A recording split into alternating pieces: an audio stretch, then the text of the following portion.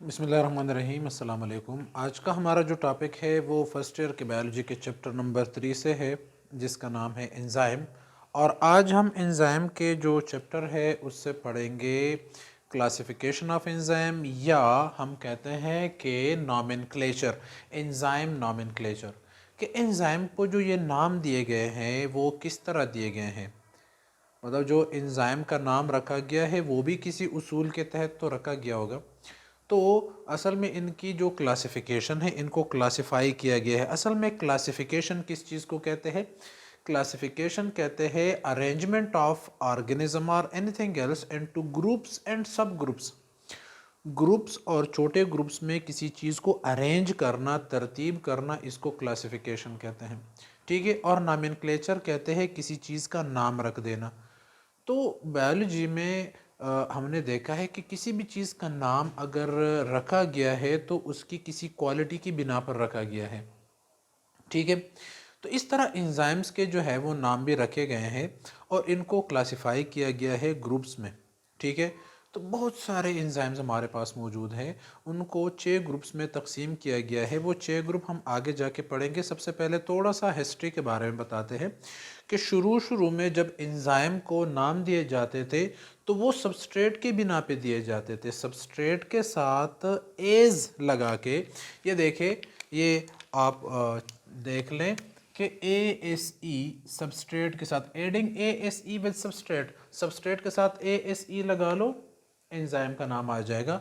For example maltose, maltose जो है वो सबस्ट्रेट है, उसके साथ अगर हम ASE लगा दें माल्टेज तो ये उसका एंजाइम हो गया। सेलुलोज हमारे पास सबस्ट्रेट है, उसके साथ एज लगा दिया तो ये हमारे पास क्या आ गया? एंजाइम आ गया, सेलुलेज एंजाइम। ठीक है। लेकिन मसला तब क्रिएट हो गया जब कुछ और भी हमारे पास एंजाइम थे, लेकिन उसका नाम सबस्ट्रेट के मुताबिक था ही नहीं। जिस तरह के पेप्सिन हो गया, ट्रिप्सिन हो गया, तो ये चीज़ें किसी चीज़ के साथ मुमासलत नहीं रखते, उस मतलब किसी सबस्ट्रेट के नाम के साथ ये जुड़े हुए नहीं है। तो ये चीज़ें कन्फ्यूजन पैदा कर देती हैं। ठीक है। तो ये तो नाम पहले रखे गए थे। तो फिर जो है ना मतलब काफ़ी जो है ना बायोकेमिस्ट्री के जो एक्सपर्ट्स होते हैं वो सारे जो है वो मिलकर फिर एक डिसीजन लेते हैं। ठीक है। ये हमारे पास एक लिखा हुआ है मैंने इधर, commission on enzyme of international union of biochemistry 1961 में, 1961 में एक कमीशन रखा गया, इंटरनेशनल यूनियन ऑफ बायोकेमिस्ट्री, जो कि इंटरनेशनली यूनियन है बायोकेमिस्ट का। मतलब बायोकेमिस्ट जो होते हैं वो उधर इकट्ठे हो जाते हैं, उनका एक यूनियन है।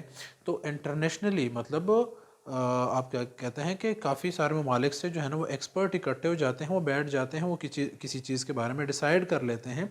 तो उन्होंने डिसाइड कर लिया, एंजाइम पर एक कमीशन बिठा दिया और उसका एक उन्होंने हल निकाल दिया कि एंजाइम्स को हम तकसीम कर देते हैं 6 ग्रुप्स में, ताकि आगे हमें उसको जो है ना वो पढ़ने में मतलब और लोगों को भी आसानी हो। तो उन्होंने जो 6 ग्रुप बना दिए, वो 6 ग्रुप हमारे पास मैंने इधर लिखे हुए हैं।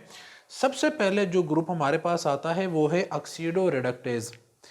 असल में ऑक्सीडेशन रिडक्शन रिएक्शन हमारे पास काफ़ी सारे होते हैं। मतलब आप देखें कि ग्लूकोज का जो मतलब अब क्या कहते हैं कि ग्लूकोज ब्रेक डाउन होती है, मतलब वो उसमें लॉस ऑफ इलेक्ट्रॉन जो होता है उसको हम कहते हैं ऑक्सीडेशन रिएक्शन, और गेन ऑफ इलेक्ट्रॉन क्या होता है? Reduction reaction. अब एक केमिकल रिएक्शन हो रहा है तो जाहिर बात है एक मॉलिक्यूल किसी दूसरे से जो है ना वो इलेक्ट्रॉन लेगा या उसको इलेक्ट्रॉन देगा। तो जो इलेक्ट्रॉन ले लेगा वो रिड्यूस हो जाएगा और जो इलेक्ट्रॉन देगा वो क्या? ऑक्सीडाइज हो जाएगा। इधर हम रिएक्शंस के बारे में नहीं पढ़ेंगे क्योंकि हम सिर्फ एंजाइम की जो है ना वो नॉमेनक्लेचर के बारे में पढ़ रहे हैं।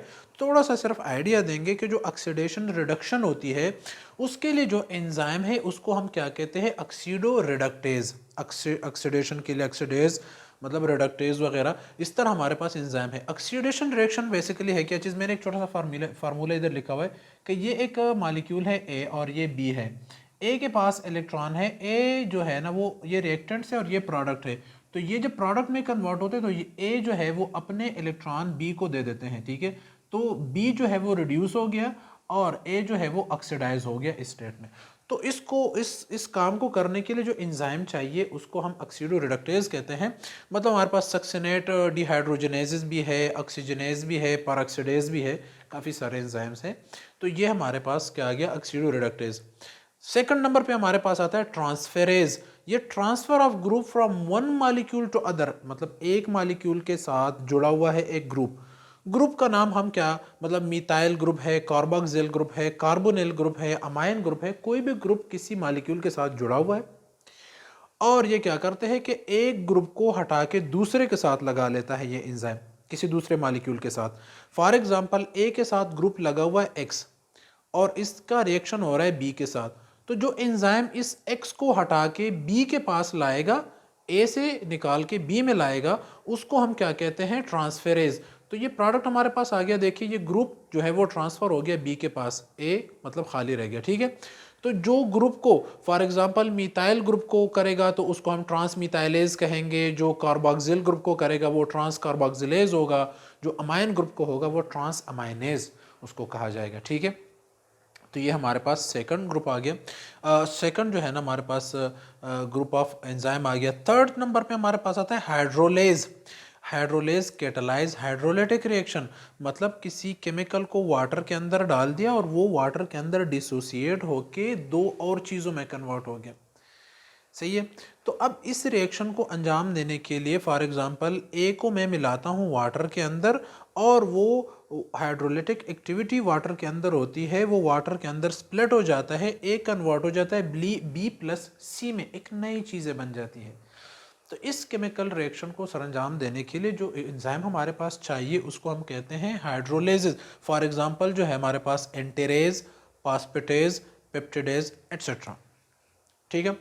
अच्छा, चौथे नंबर पे हमारे पास आता है कैटालेज, जो कि सॉरी लाइजेस। लाइजेस क्या करता है, catalyse reaction in which either double bond is established, मतलब किसी दो मॉलिक्यूल के दरमियान डबल बॉन्ड एस्टेब्लिश होता है, जो कि रिमूवल और addition of group to double bond, उस डबल बॉन्ड के साथ या तो वो ग्रुप ऐड करेगा या ग्रुप जो है ना वो उससे क्या करेगा, रिमूव करेगा। Addition of group to double bond, ठीक है। रिमूवल और एडिशन मतलब क्या होता है कि catalyse a reaction in which either double bond is established, एक रिएक्शन को कैटालाइज करेगा जिसके अंदर डबल बॉन्ड बनता है और डबल बॉन्ड से या तो कोई ग्रुप रिमूव होता है या एक ग्रुप वो डबल बॉन्ड के साथ अटैच हो जाता है, तो उसको हम क्या कहते हैं, लाइजेस कहते हैं। और आप देखें ये बात आप इसमें लाजमी याद रखें कि जो ये रिएक्शन होता है ना, इसमें एटीपी रिक्वायर्ड नहीं होता, इसमें एनर्जी नहीं चाहिए। अच्छा, हमारे पास डी कार्बोक्सिलेज है, मतलब कार्बोक्सिल ग्रुप रिमूव हो रहा है किसी चीज़ से, D carboxylase. D aminase, amine group जो है वो किसी चीज़ से रिमूव करवा रहा है, तो इसको हम कहेंगे डी अमाइनेज एटसेट्रा। इस तरह के काफ़ी सारे हमारे पास एंजाइम्स हैं। पांचवें नंबर पे हमारे पास आता है आइसोमरेजेस। ये आइसोमरेजेस जो आइसोमराइजेशन रिएक्शन है वो उसको कैटालाइज करता है। असल में आइसोमराइजेशन क्या चीज़ है, कोई मॉलिक्यूल है उसके अंदर अरेंजमेंट ऑफ मॉलिक्यूल है, ठीक है। तो उसके अंदर जो मॉलिक्यूल की अरेंजमेंट है वो उसकी अरेंजमेंट को चेंज कर देता है। मतलब कार्बन हाइड्रोजन ऑक्सीजन है, एक पोजीशन पे कार्बन है, हाइड्रोजन है, ऑक्सीजन है, तो एक जगह से हाइड्रोजन हटा दे दूसरी जगह पे लेके आए, कार्बन को हटा दे दूसरी जगह पे, कोई भी हो सकता है।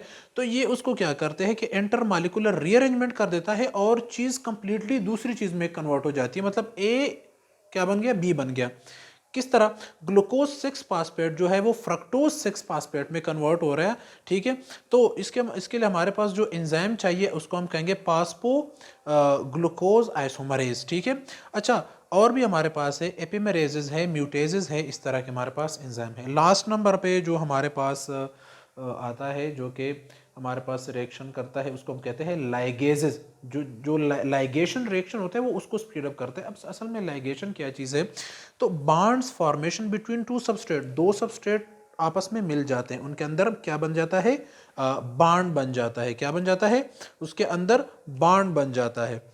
तो मतलब A plus B is equal to A B, ये दोनों आपस में जुड़ गए। इस तरह energy is provided by hydrolysis of ATP, तो इसके लिए एनर्जी भी चाहिए एटीपी की। एटीपी उसको क्या करता है, एनर्जी प्रोवाइड करता है। जिस तरह के हमारे पास डीएनए लाइगेज है जो कि डीएनए की लाइगेशन करता है, डीएनए को जोड़ देता है। आरएनए लाइगेजेस है, आरएनए को आपस में लाइगेट करता है, लाइगेशन उसकी करता है। तो ये थे हमारे पास, मतलब ये इसकी एग्जांपल हम A plus B A B, ये थे हमारे पास कुछ एंजाइम और उसकी जो है ना वो क्लासिफिकेशन। टॉपिक थोड़ा सा ही था, लेकिन आज हमने रिएक्शन के बारे में नहीं पढ़ना था कि रिएक्शन किस तरह होते हैं। आज हमने सिर्फ ये चीज़ पढ़नी थी कि जो एंजाइम्स को नाम दिए गए हैं वो किस बिना पे दिए गए हैं और कौन कौन से रिएक्शन वो कैटालाइज करता है, तो उसके बिना पे उसको नेम दिया गया है, नाम दिया गया है। तो हमारे पास 6 ग्रुप आ गए, कौन कौन से? ऑक्सीडोरेडक्टेज, ट्रांसफेरेज, हाइड्रोलेज, लाइजेज, आइसोमरेजेज, लाइगेजेज। ऑक्सीडोरेडक्टेज क्या करता है? एक से इलेक्ट्रॉन को ट्रांसफ़र कर देता है दूसरे में, मतलब ए प्लस बी, ए ने बी को इलेक्ट्रॉन दे दिया। अब प्रोडक्ट में देखें कि ए के पास इलेक्ट्रॉन नहीं है, बी के पास आ गए। अब ट्रांसफेरेज है, वो ट्रांसफ़र करता है किसी ग्रुप को, मतलब ए से ग्रुप को ट्रांसफ़र कर दिया बी में, बी ए खाली रह गया, ठीक है। अब हमारे पास हाइड्रोलेजेस है, तो ये वाटर में मिलके दो किसी और जो है ना चीज़ों में कन्वर्ट हो गया, दो और मतलब मॉलिक्यूल्स में कन्वर्ट हो गया, लेकिन वाटर के अंदर, ठीक है। लाइजेस जो है इसमें एनर्जी नहीं चाहिए और ये क्या करता है? A is equal to B plus C क्या करता है कि catalyse reaction in which double bond is establish, किसी चीज़ के दरमियान डबल बॉन्ड बन जाता है और उसके साथ वो ग्रुप को या तो ऐड करते हैं या उसको रिमूव कर देता है। आइसोमरेज जो है वो इंटरमॉलिक्यूलर अरेंजमेंट को चेंज कर देता है, इंटरमॉलिक्यूलर रीअरेंजमेंट कर देता है और हमारे पास जो है वो एक नई चीज़ बन जाती है, A is equal to B. Ligases हमारे पास क्या चीज़ है कि ये क्या करता है? Bond formation between two substrate, दो सबस्ट्रेट के दरमियान बॉन्ड बना देता है और उससे एक चीज़ बना देता है। तो ए और बी मिलकर ए बी बन गया, ठीक है। आज का हमारा जो टॉपिक है वो यहीं पर ख़त्म होता है। थैंक यू, अल्लाह हाफिज़।